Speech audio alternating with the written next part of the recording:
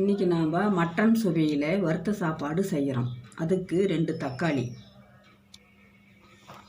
Mutton masala நம்ம டேஸ்ட்டுக்கு தகுந்த மாதிரி எடுத்துக்கலாம். 2 தக்காளிக்கு தகுந்த மாதிரி மட்டன் மசாலா கொஞ்சம், 2 பெரிய வெங்காயம் நீல வடிவில், பச்சை மிளகா 2, கருவேப்பிலை சிறிதளவு எல்லாம் அறுத்து வச்சுக்கிறேன் நீல வாக்கில். பூண்டு இஞ்சி இந்த மாதிரி தட்டி வச்சுக்கணும், சிறிதளவு தட்டி வச்சுக்கணும். கடலப்பருப்பு, உளுத்தம்பருப்பு, கடுகு உளுத்தம்பருப்பு, கடலப்பருப்பு, கருப்பு உளுந்து போட்டால் உடம்புக்கு சத்தானது, நல்லா டேஸ்ட்டாக இருக்கும். கடலப்பருப்பு, கருப்பு உளுந்து, கடுகு சிறிதளவு.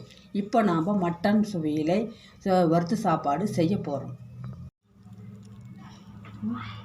மட்டன் சுவையில் வறுத்த சாப்பாட்டுக்கு வெள்ளை சாப்பாடு இந்த மாதிரி நம்ம தயார் பண்ணி வச்சுக்கணும். இப்போ நம்ம ஆயில் விடுறோம். கல்லெண்ணெயோ நல்லெண்ணெயோ எந்த ஆயில் வேணாலும் விடலாம். எண்ணெய் காஞ்சதே கடலப்பருப்பு, உளுத்தம்பருப்பு இதெல்லாம் போடுறோம்.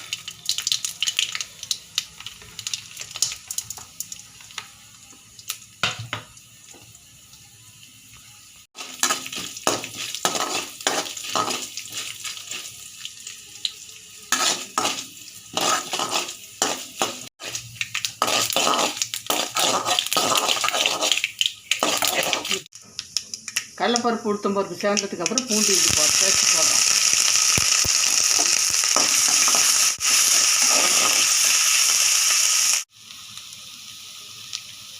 பூண்டு இஞ்சி போட்டதுக்கு அப்புறம் மட்டன் மசாலா போடுறோம்.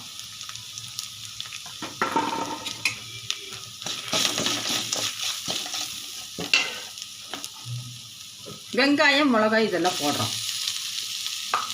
மட்டன் மசாலா போட்டதையும் போட்டுறணும்.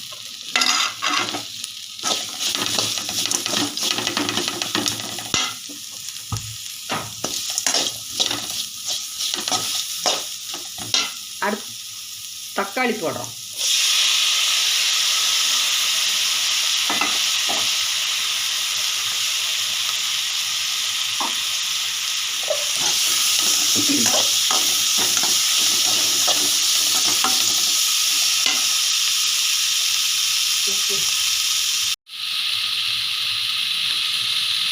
உப்பு போடுறோம். நம்ம எவ்வளோ உப்பு சேர்க்குறோமோ அவ்வளோ உப்பு போடுறோம். மஞ்சத்தூள் போடக்கூடாது.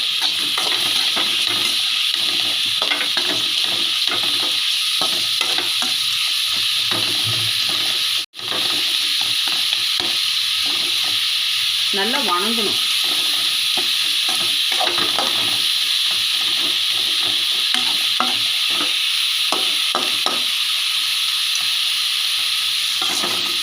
கொஞ்சம் நேரம் மூடி வைக்கணும். தண்ணியும் விடக்கூடாது.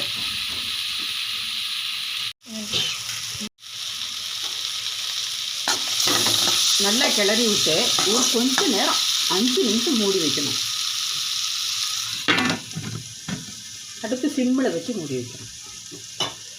எடுத்துக்கிறோம் 5 நிமிஷத்தில். மூடி எடுத்தது ஒரு கிளறணும். இந்த மாதிரி நல்லா ஆயிடுச்சு பார்த்தீங்களா?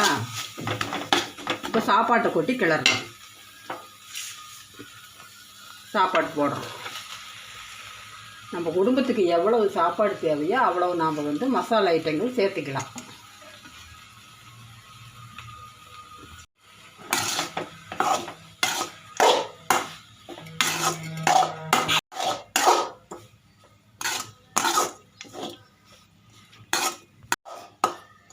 சாப்பாடு போட்டு இந்த மாதிரி கிளறணும். கிளறி உப்பு பார்க்கணும். உப்பு பார்த்துட்டு உப்பு பத்தலைன்னா லைட்டாக போட்டுக்கலாம். அதிகம் கிளற வேண்டாம். கொஞ்சம் நேரம் கிளறினா போதும்.